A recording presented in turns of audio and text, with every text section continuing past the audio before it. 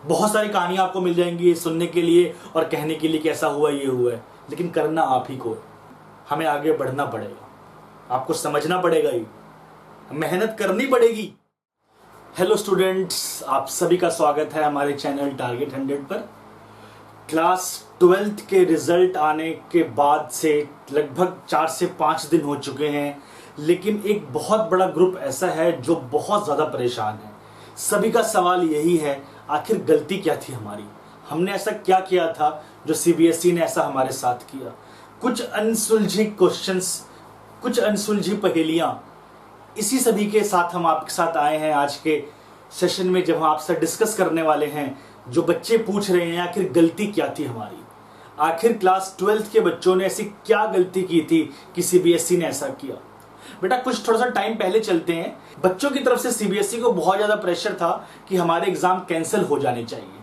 क्यों? क्योंकि कोविड के केसेस बहुत ज़्यादा हो रहे थे, दिक्कतें बहुत ज़्यादा थी, लेकिन हर बच्चा चाहता था कि हमारे एग्जाम कैंसिल हो। लेकिन किसी ने ऐसा नहीं सोचा था अगर एग्जाम कैंसिल होते हैं तो आज ये दिन हमें देखना पड़ेगा। कि अगर किसी ने ये सोचा होता कि अगर एग्जाम कैंसिलेशन की वजह से ऐसे रिजल्ट आने वाले हैं जो हमें बहुत ज्यादा दिक्कत करने वाले हैं, तो बच्चा कभी ना सोचता कि हमारे एग्जाम कैंसिल हो। बेटा देखिए, मैं आज आपको बताता हूं कि क्लास 12th के बच्चों के मन में जो क्वेश्चंस हैं, लगभग बच्चा क्या सोच रहा है इस टाइम पे, हम क्या करना है क्या नहीं करना है, ऐसी क्या क्या चीजें हैं जो मैं आज डिस्कस करने वाला हूं आप लोगों के साथ। तो मेरे सेशन में आप लोग बने रहिए, मैं कोशिश करूंगा आप लोगों के सारे जवाब देने के कि क्या थी गलती आप लोगों की जो आप सभी को ये झेलना पड़ रहा है। चलते हैं, आज से 2 महीने पहले फिर सीबीएसई की तरफ से जब ये नोटिफिकेशन आया था कि क्लास 12th के एग्जामिनेशन कैंसिल हो गए हैं और एक कोई नई पॉलिसी बनाएंगे जिसके बेस पे हम आपको रिजल्ट देंगे।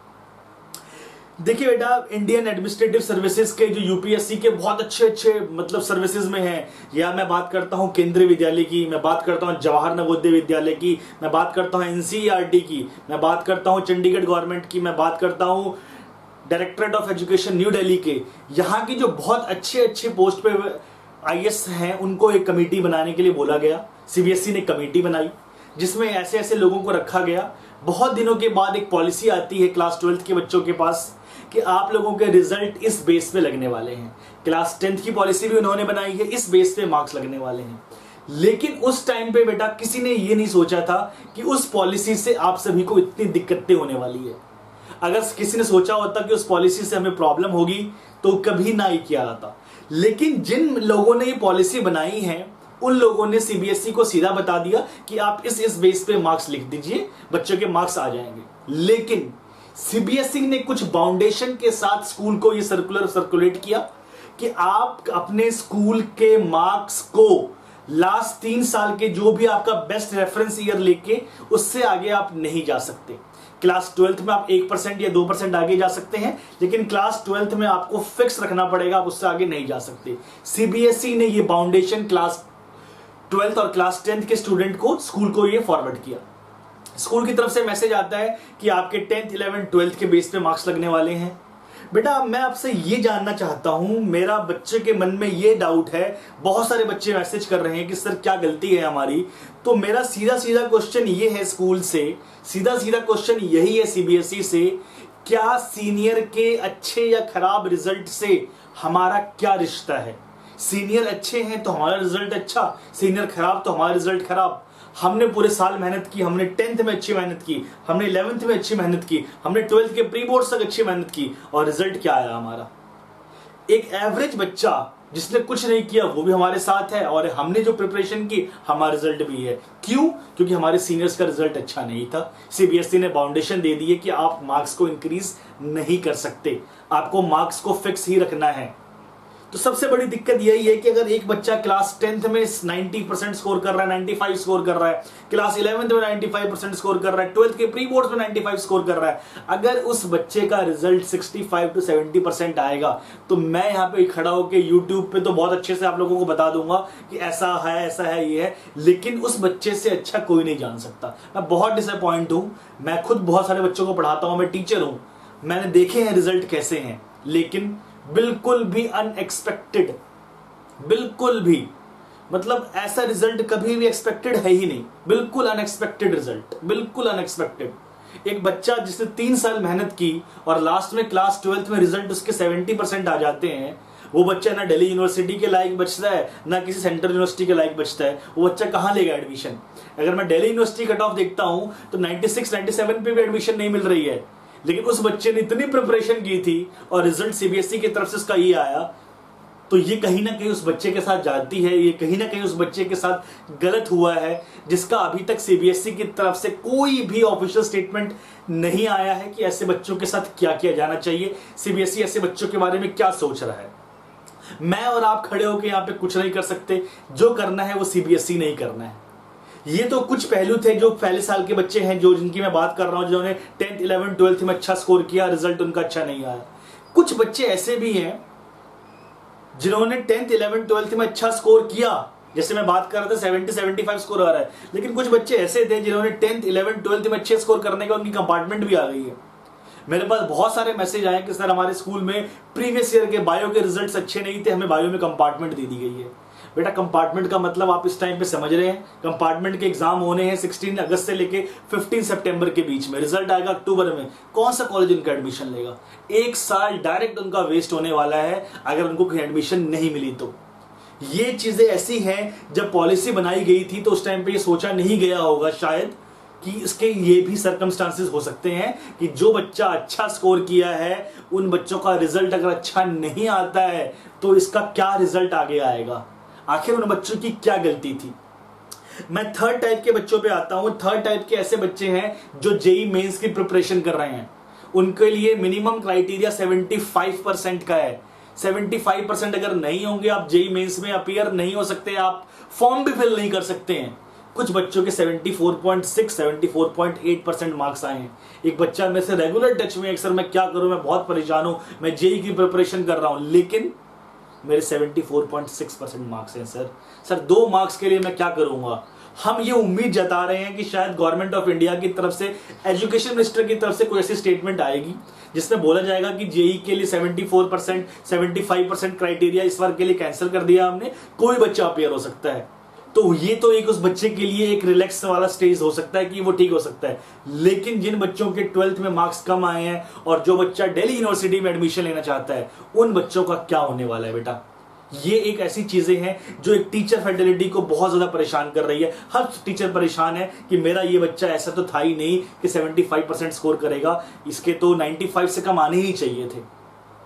आगे चलता हूं मैं। जो बच्चे री एग्जाम की प्रिपरेशन कर रहे हैं, री एग्जाम 15 दिन में होने वाले हैं। आज बेटा 4 अगस्त है, 16 अगस्त से बेटा आपके री एग्जाम होने वाले हैं। 15 दिन में री एग्जामिनेशन की प्रिपरेशन उस स्टेज में जब बच्चा डिप्रेस है, जब बच्चा बहुत परेशान है, क्योंकि री एग्जाम वही बच्चा दे रहा है जो अपने रिजल्ट से खुश नहीं है। वो 95 एक्सपेक्ट कर रहा था, आए मार्क्स 75। कम से कम 4 से 5 दिन तो बच्चा डिप्रेशन में रह रहा है। आज 30th को रिजल्ट आया, 5 तारीख होने वाली, 4 हो गई है, मतलब 5 दिन ऐसे हो चुके हैं जब बच्चे ने प्रिपरेशन ही नहीं किया है। तो क्या वो 15 दिन में री एग्जाम की प्रिपरेशन कर पाएगा? अब बच्चों के सामने एक और क्वेश्चन है कि री एग्जाम के जो मार्क्स हैं वही फाइनल होने वाले हैं, बेटा बेस्ट वाले मार्क्स लगने नहीं है। तो कहीं ना कहीं बच्चों के मन में एक बात और आ रही है कि सीबीएसई ने ये भी हमारे साथ गलत किया है, क्योंकि ऐसा किया जा सकता था कि बेस्ट ऑफ दोनों में से मार्क्स लगने चाहिए थे। लेकिन कहीं ना कहीं इसका मतलब ये है कि सीबीएसई ये चाहता है कि कोई बच्चा एग्जाम ना दे। अगर बच्चा एग्जाम दे तो मन, देखिए बेटा, अगर आपके 95% हैं और आप 100% के बच्चे हो तो भी मन में एक शंका रहती है, अगले एग्जाम में बेटा मेरे क्या उससे ज्यादा आएंगे। 70 भी अगर आपने स्कोर किया है तो भी मन में रहता है, क्योंकि एक दिन के 3 घंटे आपके डिसाइड करेंगे कि आपके मार्क्स कितने आने वाले हैं। अगर वो 3 घंटे अच्छे नहीं हुए, अगर आपका सपोज कोई प्रॉब्लम हो गया, आप एग्जाम देने नहीं दे पाए, एग्जाम के टाइम पे कोई कुछ प्रॉब्लम हो गई, तो उस चीज की भरपाई कौन करेगा? क्या मेरे पुराने मार्क्स लगेंगे? नहीं लगेंगे। ये सब चीजें हैं जो बहुत परेशान कर रही हैं बच्चों को, क्योंकि जो बच्चे अच्छे थे बेटा, वो बच्चा परेशान नहीं है जो एवरेज बच्चा था या बिलो एवरेज बच्चा था, वही बच्चा परेशान है जो अच्छा बच्चा था, जो 90% से ऊपर स्कोर करने वाला बच्चा था, लेकिन सीनियर्स की वजह से उनका रिजल्ट डाउन डिप कर गया है। तो सीबीएसई की जो एक डिस्प्यूट कमेटी की बात चल रही है, सीबीएसई ने एक बहुत बड़ा हेडिंग सर्कुलर के अंदर डाला था, डिस्प्यूट कमेटी बनाएंगे। बेटा रिजल्ट 30 को आ गया, 4 तारीख हो गई है, 5 से 6 दिन हो गए हैं। सीबीएसई की किसी भी स्टेटमेंट में ये नहीं आया है कि डिस्प्यूट कमेटी फॉर्म कर ली गई है। डिस्प्यूट कमेटी के बारे में ये बता दिया गया है कि डिस्प्यूट कमेटी में आप ऐसे आइए, आप ये डिस्कस करिए क्या करना है क्या नहीं करना है। हर बच्चा परेशान है उसी पॉइंट को लेके, या आप पॉइंट डालते ही ना कि डिस्प्यूट कमेटी नहीं बैठेगी, किसी बच्चे के मन में बात ही ना होती। हमारे मन में भी वही बात है कि डिस्प्यूट कमेटी बैठेगी, बच्चा जाएगा अपने रिजल्ट से सेटिस्फाई करेगा और बच्चे के मार्क्स बढ़ेंगे। हर बच्चा एक होप के साथ बैठा हुआ है कि डिस्प्यूट कमेटी आएगी, हमारे मार्क्स बढ़ेंगे। मैं जानना चाहता हूं कि इस बच्चे की क्या गलती है जिसने 10th 11th 12th में अच्छा स्कोर किया और 12th में 75%। आप कुछ तो बनाइए अपनी तरफ से, कोई तो कमेटी बनाइए। नहीं कमेटी बनानी थी तो आपको बोलना ही नहीं चाहिए था। अगर आपने कहा है तो आप जल्दी बताइए, बच्चा परेशान है, मैं री एग्जाम दूं या डिस्प्यूट कमेटी में जाऊं। अगर डिस्प्यूट कमेटी बनानी है तो मेरे सीबीएसई की तरफ से मेरा रिक्वेस्ट है, मैं सीबीएसई को रिक्वेस्ट कर रहा हूं, अगर मेरी वीडियो सीबीएसई तक पहुंचती है तो मैं उनसे रिक्वेस्ट कर रहा हूं कि आप जल्द से जल्द डिस्प्यूट कमेटी बनाएं। बच्चे बहुत ज्यादा परेशान हैं, बच्चे इतने ज्यादा डिप्रेस हो चुके हैं, उनको समझ नहीं आ रहा क्या करना चाहिए। आपका काम है, रिजल्ट के बाद आपको तुरंत ही आना चाहिए था, मीडिया में आपको बताना चाहिए था कि हम इन्हें ये मेजर ले रहे हैं। अगर कोई बच्चा अपने रिजल्ट से खुश नहीं है तो आए हमारे से बात करे, चाहे आप रीजनल ऑफिस में बुला लीजिए, कोई प्रॉब्लम वाली बात नहीं है। अगर आप centre to centre, city to city आप नहीं बना सकते अपने सेंटर, तो कम से कम बच्चे के पास एक ओपिनियन तो रहेगा। बच्चा स्कूल जा रहा है, घर आ रहा है, स्कूल जा रहा है, घर आ रहा है, स्कूल वाले टीचर परेशान, बच्चा परेशान, बच्चे के पेरेंट्स परेशान। तो आखिर बच्चा इस टाइम पे करे क्या? बच्चे की गलती क्या है? बच्चे की ये गलती की है क्या उसने सीबीएसई से 12th किया है? इससे अच्छा तो आईसीएसई से कर लेता। आईसीएसई के बारे में कोई भी इंफॉर्मेशन ऐसी नहीं आ रही है कि उनमें दिक्कत हुई है। आईसीएसई के 10th और 12th का बेटा एक भी बच्चा ऐसा नहीं है, मतलब हो सकता है, मेरे पास कोई इंफॉर्मेशन नहीं आई है कि वो बच्चा अपने रिजल्ट से अनसेटिस्फाइड है। तो क्या आप ये शो करना चाहते हैं कि हमने जो कर दिया वो बहुत बढ़िया कर दिया? क्या हमारी यही गलती थी कि हमने 10th और 12th इस पर सीबीएसई से किया है? आईसीएसई से किया होता तो शायद ये दिक्कत ना झेलनी पड़ती। कुछ बच्चे आपने फेल कर दिए हैं, कुछ बच्चों के आपने मार्क्स कम कर दिए हैं, इसलिए क्योंकि स्कूल का रिजल्ट लास्ट 3 साल का अच्छा नहीं था तो हमने इनके भी अच्छे मार्क्स नहीं दिए। सीनियर्स ने क्या किया क्या नहीं किया, उसमें मेरी क्या गलती है? हर बच्चा ये जानना चाहता है आखिर मेरी गलती क्या है, हमने ऐसा क्या किया कि हमारे साथ ऐसा हुआ, हमें इसका हिसाब कब मिलेगा? तो हर बच्चे के मन में है। सीबीएसई की तरफ से कोई स्टेटमेंट नहीं आ रही। रिक्वेस्ट करता हूं मैं सीबीएसई को कि आए आप जल्दी से कोई स्टेटमेंट ऑफिशियल करें कि बच्चों में जितनी भी प्रॉब्लम है वो सॉल्व हो। और मैं हाथ जोड़ के रिक्वेस्ट करता हूं बेटा आप लोगों से कि आप लोग बिल्कुल भी डिप्रेशन में ना जाएं, आप लोग अपने आगे की प्रिपरेशन करिए, देखिए क्या हो सकता है। क्योंकि मैं तो यही जानता हूं कि ये मार्क्स आपका फ्यूचर डिसाइड नहीं करेंगे।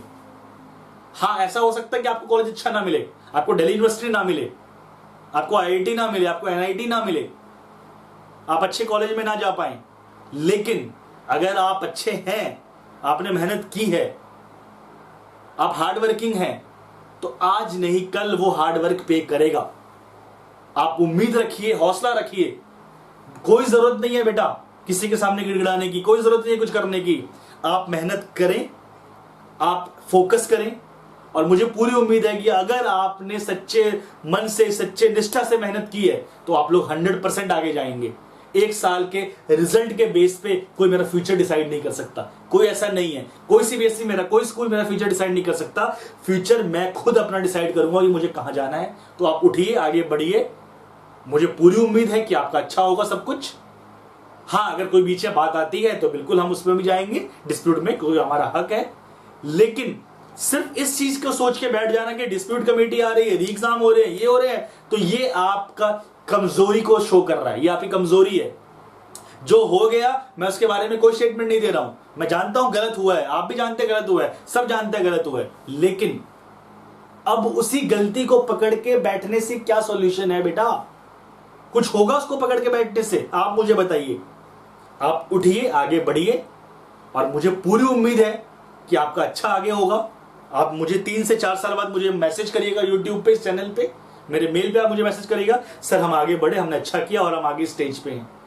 रिजल्ट फर्क डालता है कुछ दिनों के लिए, लेकिन अगर हम में कैलिबर है, हम मेहनत करेंगे तो हम जरूर आगे जाएंगे।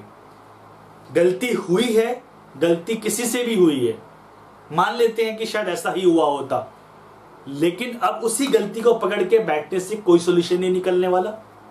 हमें आगे बढ़ना है, हमें मेहनत करनी है, और हमें करके दिखाना है, हमें शो करके दिखाना है कि हम 75% के लायक नहीं थे, लेकिन सिचुएशन की वजह से हमारा ऐसा हुआ। बेटा कंपनीज बैठी हुई है, वो जानती है, जो प्लेसमेंट करेगी वो जानते हैं कि 2021, 2020 और 2020 का बैच का रिजल्ट किस बेस पे आया है। वो परसेंटेज के बेस पे मार्क्स नहीं लेगी। हाँ बिल्कुल मानता हूं परसेंटेज बेस पे एडमिशन हो रहे हैं डीयू में, लेकिन प्लेसमेंट नहीं होगी इसकी गारंटी है। कंपनीज बेवकूफ नहीं है, सब जानते हैं क्या हुआ है, कैसे हुआ है। और जिस दिन आप किसी कॉलेज में एडमिशन ले लेंगे, 12th के मार्क्स आपके बहुत पीछे रह जाएंगे। उसके बाद आपका कम्युनिकेशन स्किल्स कैसे हैं, आपके एक्सप्रेस करने का तरीका कैसे है, आप क्या कर रहे हैं, ये सब चीजें बहुत मैटर करती है। गलत हुआ है, अब आपको सोचना है कि उसको पकड़ के बैठे रहना है या उसके आगे बढ़ना है। बहुत सारी कहानियां आपको मिल जाएंगी सुनने के लिए और कहने के लिए कि ऐसा हुआ, ये हुआ है, लेकिन करना आप ही को है। आपको समझना पड़ेगा, ही मेहनत करनी पड़ेगी, हमें आगे बढ़ना पड़ेगा। मैं इसी वीडियो के साथ आप लोगों के साथ आया था और मुझे उम्मीद है कि आप लोगों को मेरी बातों से बिल्कुल एनर्जी मिला होगा और आप कोशिश करेंगे कि हमें आगे बढ़ना है। और कोई भी प्रॉब्लम है, मैं आप लोगों के साथ हमेशा हूं। आप मुझे मैसेज करिए, मैं जल्दी से जल्दी रिप्लाई करूंगा। और बेटा फिर से मैं एक बात कह रहा हूं, हमें आगे बढ़ना है, हमें आगे बढ़ना है। थैंक यू, जय हिंद।